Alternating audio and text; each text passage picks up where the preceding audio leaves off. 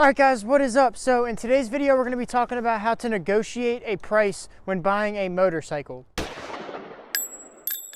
So we're mainly gonna be talking about used motorcycles, just because when you buy a used bike, there's gonna be more room to negotiate. So if you're looking for the best possible deal, what you're gonna wanna do is buy a private party. And the reason for that is you're not buying from a dealership, obviously. And when you buy from a dealership, they're gonna be looking to make the most money because they're a business. When you're buying from a private party, they're not a business. So a lot of the times they can let the bike go for a better deal. So some things that affect the price are condition, mileage, the age of the bike, things it might need. So you guys are gonna wanna have some things that you guys agree on. Can you guys agree that there's some, the paint's a little bit faded? Can you guys agree, there's a little bit of scuffs here and there?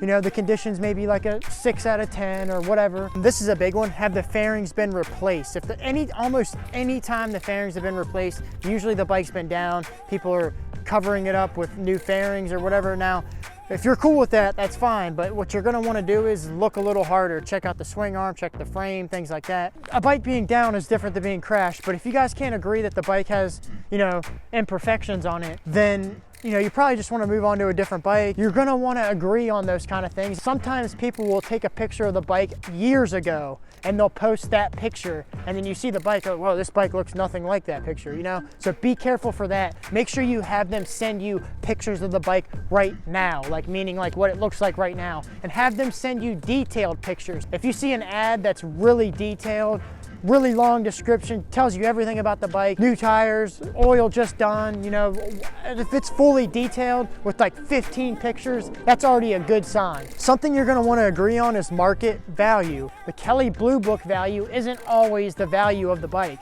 People will post on their ad, they're like, yeah, here's the Kelley Blue Book value, but it's the dealership value. And like I said, a dealership's a business, they have to take care of everything. They're not gonna hide anything from you like a private seller is more likely to do. But at the same time, you can also find better deals when buying private party. An asking price and a buying price is two different things. There's always room for negotiations. Look around, see what people are asking.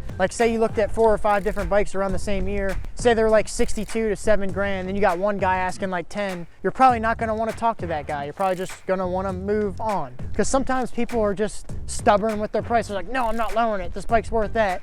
And then you'll see that they'll have that bike for sale for 6 months. And they're eventually gonna have to lower it. But if you see OBO, that means or best offer. That's opening up a door to throw out a price. The biggest thing you guys wanna do is be polite. I'm less likely to give you a better deal if you're rude right off the bat. It's not worth what you're saying is. It's not in this condition. It's not that. Because a lot of people do that. So make sure that you're polite. So anytime you're buying a bike, cash is king. If you have cash, you have the ball in your court. Make sure you have people with you. Don't bring 5 people with you. Maybe bring 1 or 2 people with you because it's a little safer that way. And an extra set of eyes is always a good thing. It's very rare that someone has cash that's ready to buy the bike right now. If you pull out the cash and throw out a price, and especially if you have cash in hand, say, hey, I'm ready to buy it right now, will you take?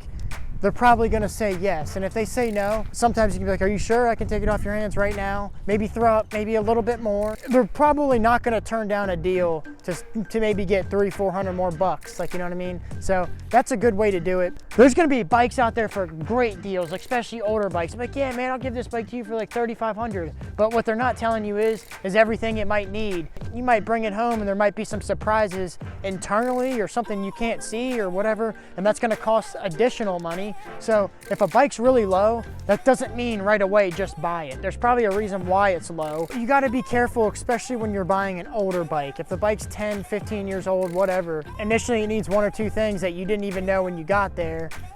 And then you buy it, you get home and you figure out it needs 5 more things. That really changes the value. You're not trying to make an initial investment. You thought you were gonna spend around this, and then next thing you know, you're spending $1,500 more than you initially thought. Then you gotta sell the bike or whatever, whatever the case is. That's not how you wanna go about buying a bike. Just trust me on that. Before you even look at a bike, know what you're looking at. For example, I wanted a 2015 Gixxer. So what I did was searched up all the 2015 Gixxers I could find, see if there's any common issues. I couldn't really find any. And I was looking at a bike before that, the 06, 07, and there was all kinds of known issues with that bike. That's actually why I bought this bike. You're gonna wanna know ahead of time what's wrong with the bike so you don't get the bike, bring it home, and maybe 3-4 months down the road, something happens that you could have researched and found out, but you didn't, that changes the value of the bike. So in my personal opinion, that is a factor when it comes to pricing the bike. Common issues, just know what you're looking at. Make sure you research the bike that you're looking for. In my opinion, you shouldn't have that other mysterious bike that you're looking at. A lot of the times people will be like, yeah, I found that same bike that you're selling for like $4 grand cheaper. Well, why is it $4 grand cheaper? There's usually reasons. Like, for example, okay, it's $4 grand cheaper, but it has 30,000 more miles on it, you know, or it's in way worse condition. There's gonna be reasons why.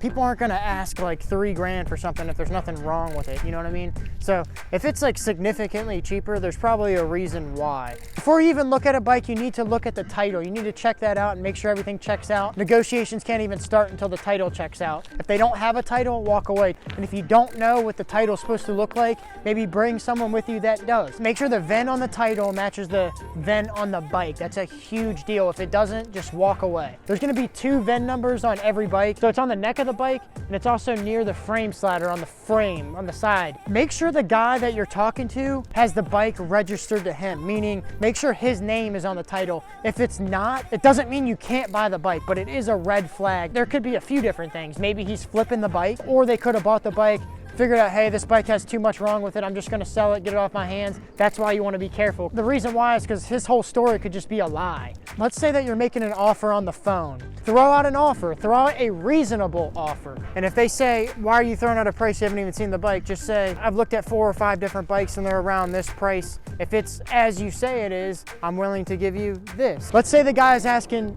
$7 grand for the bike, all right? Let's say the guy's asking 7.